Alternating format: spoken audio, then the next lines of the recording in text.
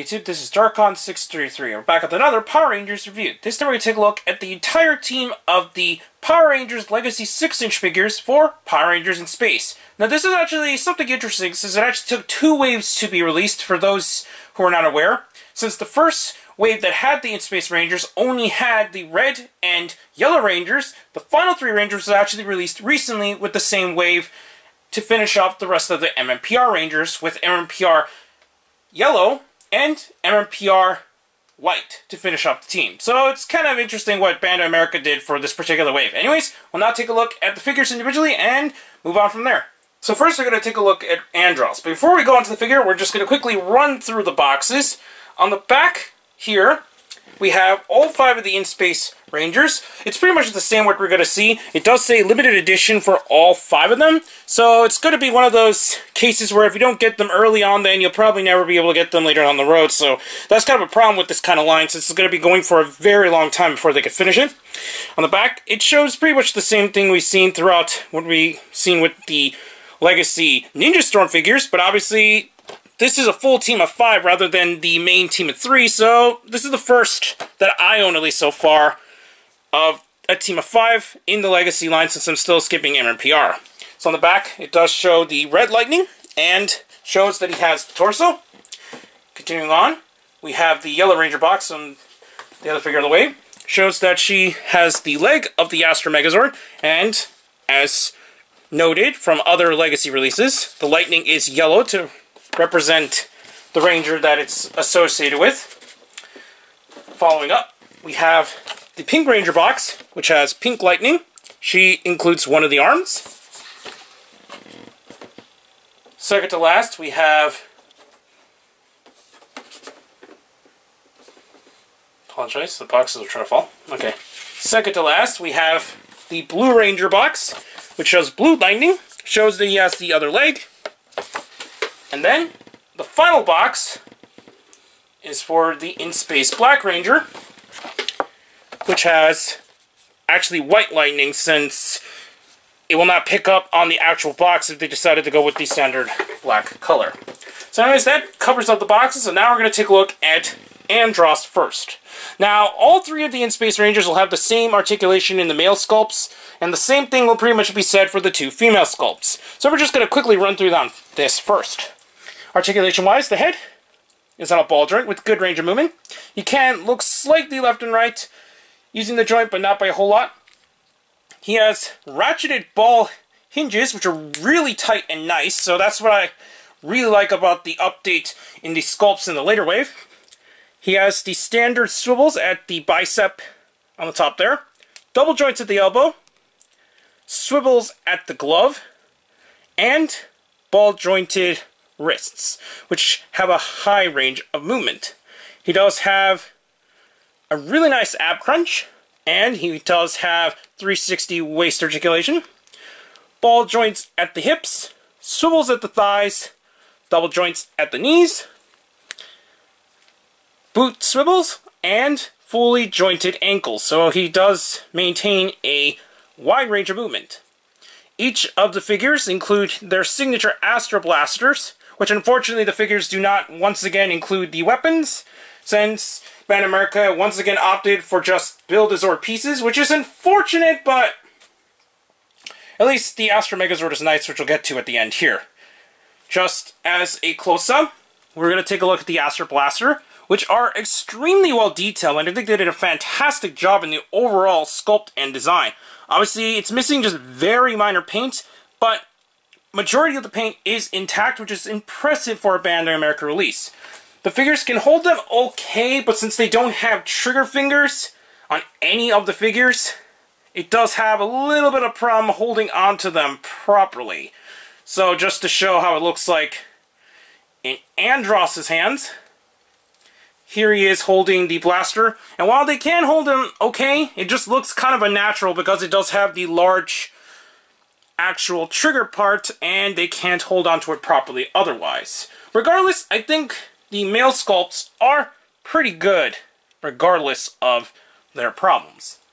Next, we're going to take a look at Carlos. Articulation is exactly the same, but just to quickly run down, it has the same joints at the head, same joints at the shoulders, but this one is a lot loose compared to my Andros, which is unfortunate, especially since this is a later wave figure, so I would think the QC wouldn't affect the later wave, but it's just kind of a minor gripe. It has the same swivels and the same double joints at the elbows, ball jointed wrists, same waist articulation. It's weird because this time it seems like the waist articulation on my Carlos is a lot better than Andros, so it's kind of really varying from figure to figure. He does have a pretty good ab crunch. Same ball joints at the hips, same swivels, same double joints at the knees, same boot rotation, and same ankles. He does include an Astra Blaster, just like Andros, and how it looks like in his hand. We're going to quickly slide it in and take a look. So, at least they can hold them pretty decently, although once you get to the females, hopefully they do not fall out, since for some reason, when I had Ashley for a while, the blaster liked to pop out really easily. But anyways, that pretty much covers Carlos. And now we're moving on to the final male sculpt of the series, and that is TJ. Now, I forgot to mention with the other two figures, and also with the females, the blaster doesn't like to stay in very well in the holster either, so it does pop out very easily. If you decide to put it upside down, the blasters will have a high tendency to fall out, which is unfortunate, but if you're just going to display them in their hands anyway, that's not really a big deal. Another thing is that since it is using a small peg to peg onto the belt itself, this has a tendency to pop out, and that's really annoying, and I really do not like the fact it doesn't like to secure in that well. Now, at least for my Andros and my Ashley, they like to stay in a lot better than what we see with the new three figures here, which is kind of weird once again, since it does have a QC problem, which is varying. Articulation is exactly the same we've seen with the other two male sculpts. And this time the shoulder is a little less loose, but it still has the problem, the fact it doesn't have the full ratchet like I've seen with Andros. He does have the same swivels, same double joints at the elbows, same ball joints at the wrists, same glove rotation, same waist articulation, ab crunch, ball joints at the hips, swivels at the thighs, double joints at the knees, boot rotation, and ankle articulation as well. So it's pretty much self-explanatory once you get to this point, but at least it is nice to actually have an entire team so far. Anyways, and now take a look at the two female sculpts next. So we're just going to quickly put them back and move on. So we're going to take a look at Ashley first, since she's the older of the two figures. Articulation is a little bit different on the female sculpts, although it is pretty close to what we've seen with the male sculpts. The head still has the same articulation points as seen with the male sculpts. Same thing with the shoulders. It does have the same swivels there, however it does only maintain a single joint instead of the double joint for the males. The glove also rotates, but it's a little bit tighter here, so that's pretty good actually. It still maintains the same ball joints of the wrists, same swivels at the waist. However, it does have a little bit better waist articulation because it's a little less restricted to the standard muscles of the male, so that's at least good that they do have a little bit more articulation in the waist there. The legs can move even with the skirt, since it does have a little slit on each side, although you're not going to get an extreme amount of movement you're going to get, especially going forward and back, since it is still made of a somewhat harder plastic, similar to what we've seen with Ninja Storm Blue. It still maintains the same swivels at the thighs, double joints at the knees, same boot rotation, and same ankles. The blasters have a little bit more problem holding on in the female hands, and I find that very annoying, especially since they have much smaller hands to begin with. So it does look a little bit overscaled in her hand personally, and at least for now it does stay in, but earlier when I kept it on display for a couple months, she did have a problem where the blaster kept popping out of her hand, and I find that very annoying that it was like that.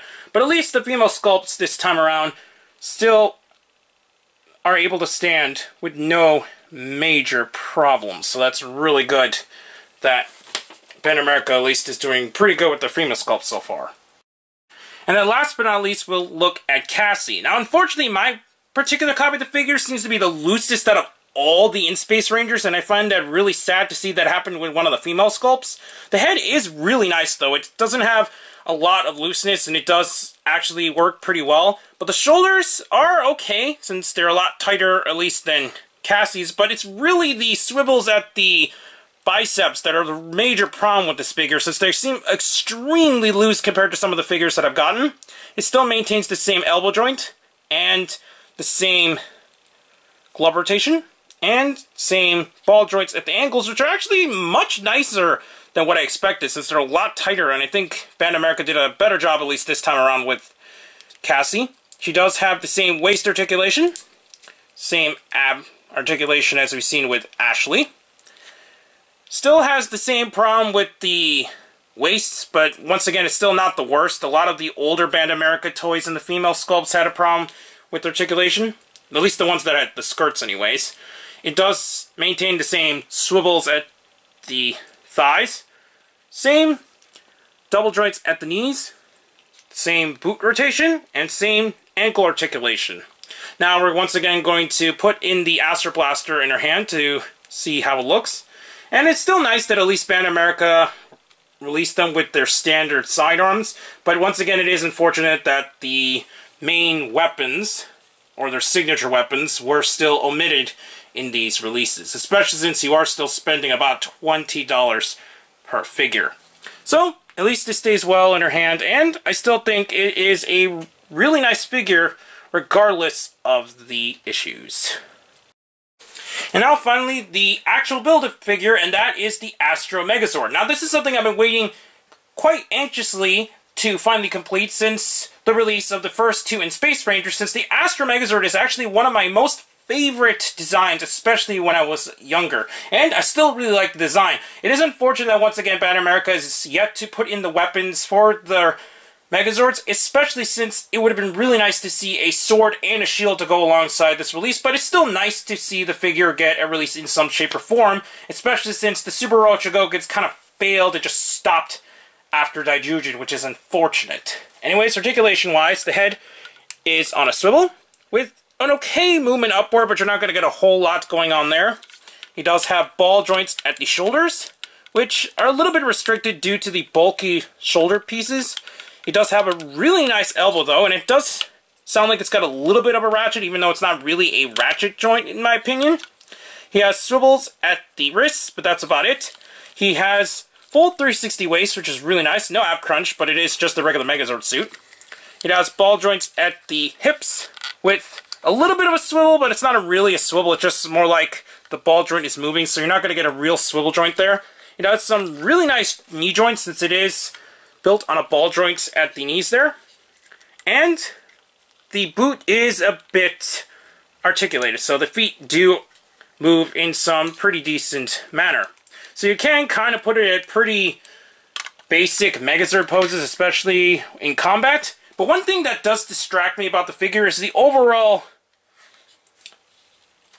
the overall proportions to the body itself. The head seems rather small, especially when compared to the body. And while the chest is a little bit more bulkier than I expected, it's really the legs that throw up the entire design, since they're extremely bulky, which I can understand due to the way that the legs form the part of the Astro Mega ship itself. But it just looks really awkward, but it's definitely not a terrible look regardless. So that completes my review for the Legacy 6-inch in Space Rangers. I'm really happy to finally get a hold of the set, even if Zane is still not released, and hopefully we'll see some more of the 6 Rangers actually be released in the 6-inch Legacy line outside of, obviously, the Tommies that we've been getting so far. And I think they're doing a pretty okay job in releasing them, and it's understandable that the Build-A-Zord idea is a bit frustrating, since it is omitting a lot of the other accessories that the figures included. But since this is actually a pretty good line, and they've been pretty consistent in the way they've been releasing outside of the problems with the MMPR sculpts, I think Bandai of America is doing okay so far. Since the line is still pretty early, even after 3 or so waves, with the 4th technical wave with the Toys R Us exclusive movie wave, I think it's going with an okay start, though it is a bit bumpy what we got up to this point. I actually got these figures at various stores, since I got the first 2 figures, Andros and Ashley, at my local Target, but I did end up getting Carlos, TJ, and Cassie recently at one of my local Gamestops. So your best bet is to probably check around the GameStop area, since for some reason a lot of these figures have been popping up there instead of some of the major toy stores, so you probably need to check there to find these figures. Anyways, please comment, subscribe, and check out Hero Club and Hirotaku. Also check me on Twitter under Darkon633, and don't forget to check down the other channels down below. Please check the little bell at the bottom of the screen in order to see my content go up as soon as possible. I'm back with more Power Ranger reviews. But for now, I'll be seeing you later, YouTube. Bye.